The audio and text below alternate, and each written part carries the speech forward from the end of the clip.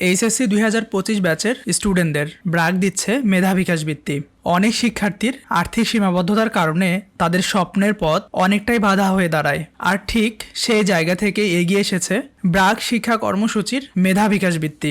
HSC 2025 ব্যাচের যারা আর্থিকভাবে পিছিয়ে এবং মেধাবী শিক্ষার্থী তাদের জন্য এই বিশেষ বৃত্তির সুযোগ রাখা হয়েছে। এই উদ্যোগের মূল লক্ষ্য হলো যেন কোনো মেধাবী শিক্ষার্থী টাকার অভাবে তাদের স্বপ্ন থেকে পিছিয়ে না যায়। আজকের ভিডিওতে তোমাদের জানাবো কারা এই শিক্ষাবৃত্তির জন্য আবেদন করতে পারবে, কি কি ডকুমেন্ট লাগবে, আবেদন করার সময় কি কি বিষয়ে সতর্ক থাকতে হবে এবং আবেদনের শেষ তারিখ। তাই ভিডিওটি শেষ পর্যন্ত দেখুন, কারণ একটি ছোট্ট ভুলের কারণে তোমার আবেদন বাতিল হিসেবে গণ্য হতে পারে। আবেদন করতে আমাদের এই লিঙ্কে ঢুকতে হবে। তো এই লিঙ্কটা আমরা কপি করে নিলাম এবং যে কোনো ব্রাউজারে প্রবেশ করব এবং লিঙ্কটা পেস্ট করে দিলাম। শিক্ষাবৃত্তির এই আবেদন লিঙ্ক আমি তোমাদের জন্য ডেসক্রিপশন বক্সে দিয়ে দিব, তোমরা সেখান থেকেও আবেদন সম্পূর্ণ করতে পারবে। আবেদন করার জন্য বিশেষ নির্দেশনাবলী। যে সমস্ত শিক্ষার্থী 2025-26 শিক্ষাবর্ষে ভর্তি হয়েছে তারা এই শিক্ষাবৃত্তির জন্য আবেদন করতে পারবে। তাছাড়াও যারা মেডিকেলে এবছর নতুন ভর্তি হয়েছে তারা এই শিক্ষাবৃত্তির জন্য আবেদন করতে পারবে। তারা এখানে বলে দিয়েছে তোমার প্রয়োজনীয় সকল ডকুমেন্ট যেমন সার্টিফিকেট, ট্রান্সক্রিপ্ট এগুলো পরিষ্কার স্ক্যান কপি আপলোড করতে হবে, যেগুলোর ফরম্যাট হবে পিডিএফ অথবা জেপিইজি। ঝাপসা বা অস্পষ্ট ছবি আবেদনের জন্য অযোগ্য বলে বিবেচিত হবে। তোমাকে তোমার ফ্যামিলির আয়ের ব্যাপারে সম্পূর্ণ তথ্য প্রদান করতে হবে এবং তথ্য প্রদানের ক্ষেত্রে অবশ্যই সত্যতা বজায় রাখতে হবে। পরবর্তীতে তোমার কাছ থেকে যদি সত্যতা প্রমাণের সাপেক্ষে কোনো ডকুমেন্ট চাওয়া হয় সেই ডকুমেন্ট যেন তুমি জমা দিতে পারো। তারা এখানে বলে দিয়েছে গুগল ফর্মে ব্যবহৃত মোবাইল নাম্বার ও ইমেইল ঠিকানাটি অবশ্যই সচল থাকতে হবে যেন পরবর্তী সময়ে তোমার সাথে যোগাযোগ করা যায়। এখানে তারা বলে দিয়েছে কোনো ভুল তথ্য বা অসম্পূর্ণ তথ্য প্রদান করলে আবেদনটি বাতিল বলে গণ্য হবে। এরপরে আমরা এই বাটনে ক্লিক করব, তারপরে নেক্সটে ক্লিক করব। তারা এখানে বলে দিয়েছে তুমি যে নাম ব্যবহার করবে সেই নামটা যেন এসএসসি, এইচএসসি অথবা জাতীয় পরিচয়পত্রের সঙ্গে হুবহু মিল থাকে এবং ফোন নাম্বারটা অবশ্যই সচল হতে হবে এবং তোমার ব্যবহৃত ইমেইলটা ব্যবহার করবে। প্রথমে তুমি এই ঘরে তোমার নাম লিখবে। নাম লেখার ক্ষেত্রে অবশ্যই সবগুলো বড় হাতের অক্ষরে লিখবে এবং ইংরেজিতে লিখবে। এরপরে এই ঘরে তুমি তোমার বাংলাতে নাম লিখবে। এরপর তোমার জেন্ডার সিলেক্ট করবে এখান থেকে। তারপরে তুমি ক্ষুদ্র নৃগোষ্ঠীর অন্তর্ভুক্ত কিনা, যদি হা হয় তাহলে হা দিবে, আর না হলে প্রযোজ্য নয় এই বাটনে ক্লিক করবে। তোমার কোনো শারীরিক বা মানসিক প্রতিবন্ধিতা আছে কিনা, যদি থাকে তাহলে এখান থেকে নির্বাচন করে দিবে, আর যদি না থাকে তাহলে প্রযোজ্য নহে এই বাটনে ক্লিক করবে। এখানে তুমি তোমার সচল মোবাইল নাম্বার ব্যবহার করবে, যে নাম্বারে কল করলে বা এসএমএস করলে তোমাকে পাওয়া যায়। এরপরে তুমি তোমার গার্ডিয়ানের নাম্বার এখানে ব্যবহার করবে। এই পেজের লাস্টের ঘরে তোমাকে মেইল ব্যবহার করতে হবে। অবশ্যই তুমি তোমার সচল ব্যবহৃত মেইলটা ব্যবহার করবে। তো আমরা নেক্সট বাটনে ক্লিক করি। এখানে তোমাকে বর্তমান ঠিকানা ও স্থায়ী ঠিকানার বিস্তারিত তথ্য লিখতে হবে। তো আমরা বর্তমান ঠিকানা লিখে দেই। প্রথমে তুমি তোমার গ্রামের নাম অথবা রাস্তার নাম অথবা পাড়ার নাম অথবা তোমার বাসা নাম্বার অ্যাড করবে এবং এই পেজ পূর্ণ করার সময় তুমি খেয়াল রাখবে তথ্যগুলো যেন বাংলায় লিখো। এরপরে তুমি ওয়ার্ড অথবা ইউনিয়নের নাম লিখবে। এরপরে তুমি তোমার থানার নাম লিখবে। এরপরে তোমার বর্তমান জেলা এটা সিলেক্ট করবে, বিভাগ সিলেক্ট করবে।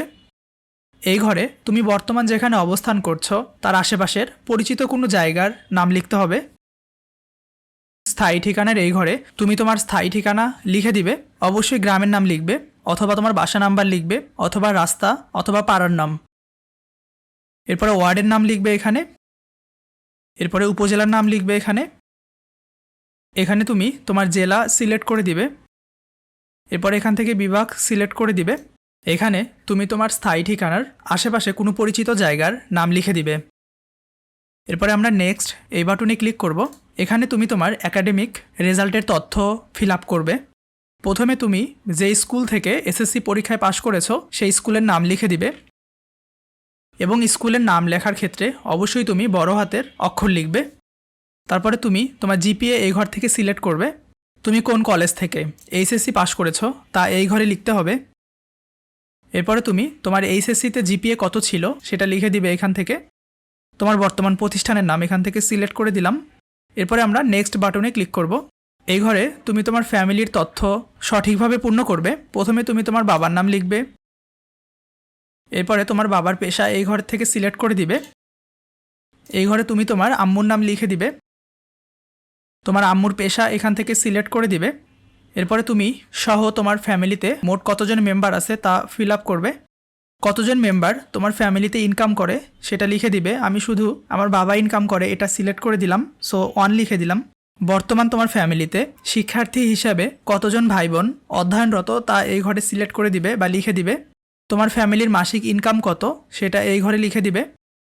তোমার বাবা কোন কাজের মাধ্যমে আয় করে থাকে তা এই ঘরে লিখে দিতে হবে। তো আমি লিখে দিলাম কৃষিকাজ। এই ঘরে তুমি তোমার পরিবারের জমির পরিমাণ উল্লেখ করে দিবে। এই ঘরে তোমাদের জমিতে কোনো ফসল চাষ হচ্ছে কিনা, যদি হয়ে থাকে তাহলে বিস্তারিত লিখতে হবে, আর যদি খালি পড়ে থাকে তাও বিস্তারিতভাবে লিখতে হবে। তো আমি লিখে দিলাম যে চাষ হচ্ছে এবং ধান চাষ হচ্ছে। তোমার বাসস্থানের ধরন এখান থেকে সিলেক্ট করে দিতে হবে। তুমি কি ভাড়া বাড়িতে থাকো না নিজস্ব বাড়িতে থাকো সেটা এখান থেকে সিলেক্ট করে দিবে।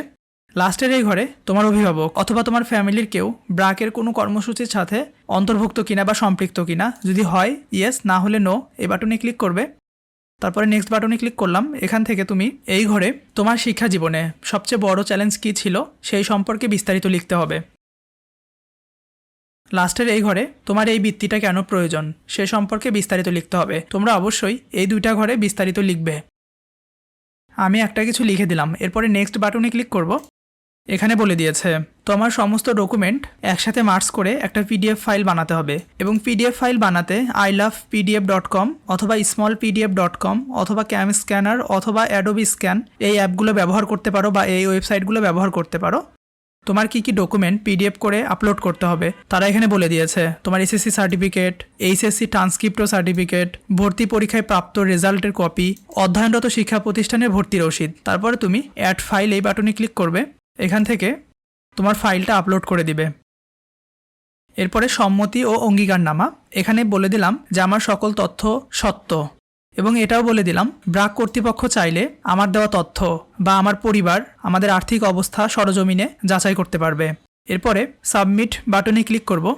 তো শিক্ষার্থী বন্ধুরা, আবেদন করতে অবশ্যই এসএসসি এইচএসসি পরীক্ষার ফলাফল সঠিকভাবে লিখতে হবে, পরিষ্কার স্ক্যান কপি আপলোড করতে হবে, পারিবারিক আয়ের তথ্য সত্য ও নির্ভুলভাবে দিতে হবে, সচল মোবাইল নাম্বার ও ইমেইল ব্যবহার করতে হবে। তুমি যদি কোনো ভুল তথ্য বা মিথ্যা তথ্য ব্যবহার করো তাহলে তোমার আবেদন বাতিল হিসাবে গণ্য হবে। যদি ভিডিওটি উপকারে আসে এবং এমন গুরুত্বপূর্ণ শিক্ষামূলক তথ্য আপডেট পেতে চ্যানেলটি সাবস্ক্রাইব করতে ভুলবে না। আর হ্যাঁ, তারা এখানে লিখে দিয়েছে আবেদনের সময়সীমা 15ই মার্চ 2026। তাই দেরি না করে এককালীন 20,000 টাকা এবং মাসিক 8,000 টাকা হারে বৃত্তি পেতে চাইলে দ্রুত আবেদন সম্পূর্ণ করো। তোমার স্বপ্নই হোক তোমার শক্তি।